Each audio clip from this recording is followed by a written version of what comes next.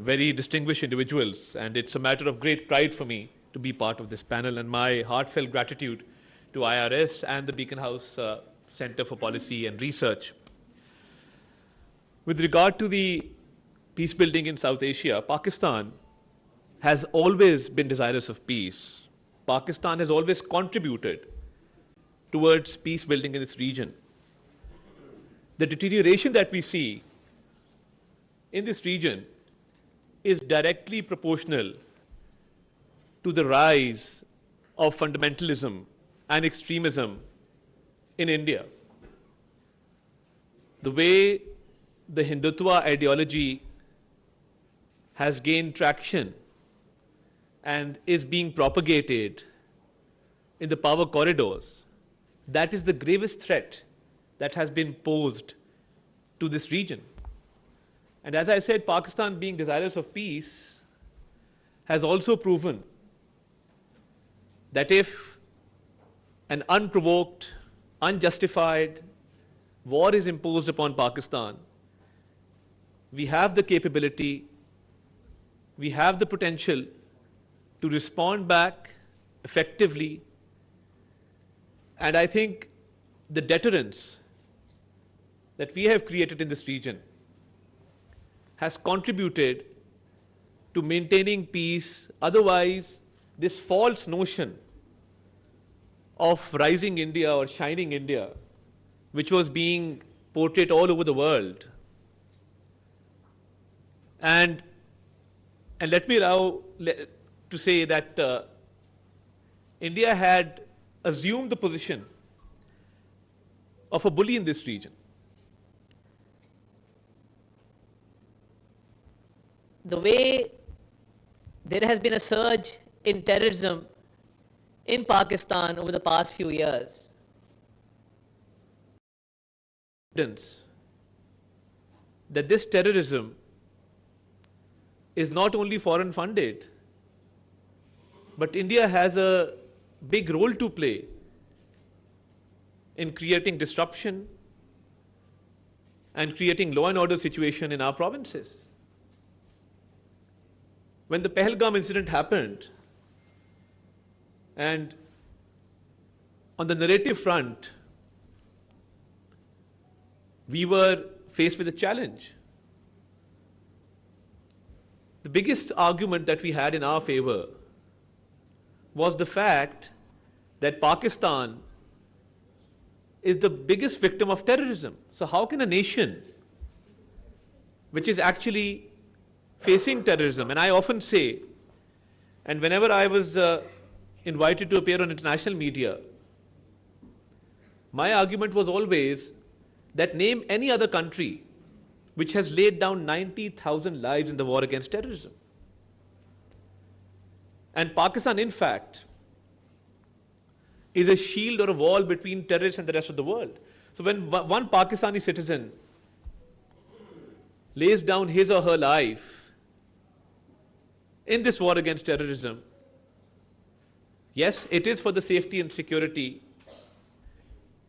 of Pakistan, but it is also to make the world a safer place. And I would take this beyond South Asia, because had it not been for the sacrifices that our armed forces, our civilians, our law enforcement agencies, our citizens, our children have made in this war, which is a Indian-funded terrorism that has been imposed upon us, then these terrorists would have been loitering the streets of major capitals of the world. So when baseless allegations were leveled against Pakistan, and it was alleged that Pakistan was responsible for the Pahalgam incident, so I think we made our point that how can a nation which is suffering even today at the hands of these terrorists sponsor such acts? And we are facing these incidents every other day. One incident happened in India, and they started leveling baseless allegations. I think it was a diplomatic masterstroke when the Prime Minister, speaking at Kakul, offered an investigation into the Pahalgam incident. And instead of responding to that demand of an impartial and fair investigation, India's war hysteria, India's warmongering actually increased. But I am very happy and proud that our allies and countries which had a say in this whole crisis stood by Pakistan for the reason that we played our diplomatic cards really well. And we saw that based on our narrative, questions were asked in India, and they continue to be asked. And I think Narendra Modi has never been on a weaker footing than he is now.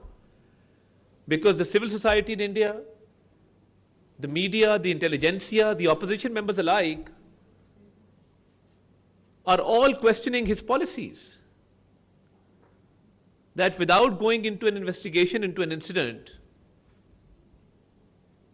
they resorted to aggression, killing innocent civilians in Pakistan. And right after Pahalgam, I had taken a group of journalists to a place in Kashmir known as Bela Noor Shah, where it was alleged by the Indian media that they were terrorist camps, and we showed them around that life was going on as usual. And we had friends from international media actually showing what a peaceful place that is.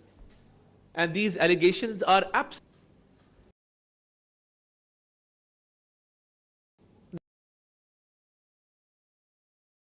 Plan to take journalists to Muridke and Bahawalpur to dispel this impression that there are terrorist camps in Muridke, Bahawalpur.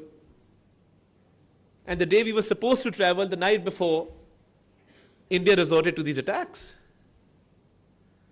So I think on the narrative front, on the diplomatic front, being desirous of peace, we also established that our desire for peace must not and should not be mistaken for our weakness.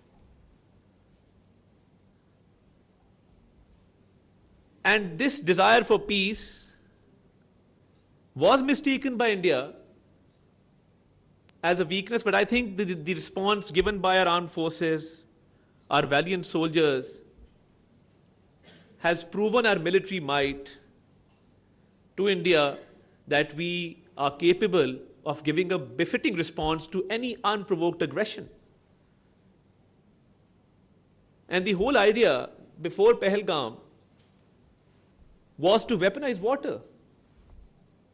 And legally speaking, if you want to disrupt peace, you will always interfere with an international treaty. And Ahmed Bilal Sufi Sahib is sitting here.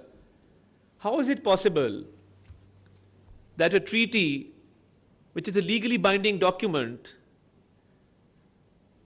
be suspended or be held in abeyance unilaterally without the consent of the other party? So I think at the back of their mind, they wanted to weaponize water. And I think Pakistan very rightly and very timely held the National Security Council meeting and made it very clear that water is our lifeline and we will make no compromise, and any attempt to subvert or hinder the flow of water will be responded to decisively. So I think that was a very loud and clear message that this natural resource, which is a right of our 240 million people, cannot be violated. So I think India opened up many fronts because the false notion and the false glorification of this rising India, they actually believed in it. And in fact, this notion, this false notion, had very shaky foundations, and when put to the test through legal means, through diplomatic means, through military means, and through narrative means, the whole premise of this false notion of rising India fell flat on its face. So I think even now, when we talk about the post-war scenario. We say that we are desirous of peace, but that should be based on reciprocity. And that should be based on resolution of all disputes, including Kashmir. And I think one thing which is a very positive outcome of this whole scenario has been that the Kashmir issue has now once again been highlighted. And you have seen at various occasions, President Donald Trump has directly mentioned the Kashmir dispute as a disputed area which needs resolution. And India cannot usurp the rights of the innocent Kashmiris. And there has to be respect for the UN resolutions, the UN Security Council resolutions in this regard. So I think for maintenance of peace in this region, Pakistan has always played its role. Pakistan will continue to play its role. And this recent escalation has proven to the world that we as a nation can not only respond to unprovoked aggression, but when it comes to diplomatic means, we have the skill, we have the capability of proving our point to the world. And points well taken. I was hearing speeches of honorable members of this panel. Yes, there is room for improvement. And I would request Ambassador Johar Salim, if a paper could be published right after this session, in which you could give recommendations to the government, and I will be sure to pass this on to the Deputy Prime Minister, to the concerned divisions and ministries, so that this session can be productive and we can actually take something out of this and act upon those recommendations which are passed on to us by this esteemed panel. I'm very grateful for this opportunity, and I'm very grateful to the honorable member sitting here. And I assure you on behalf of the government of Pakistan that whatever recommendations are given by this panel, we will do our best to act upon them. And may peace always prevail in this region. And may Pakistan always prosper. Pakistan Zindabad. Thank you very much.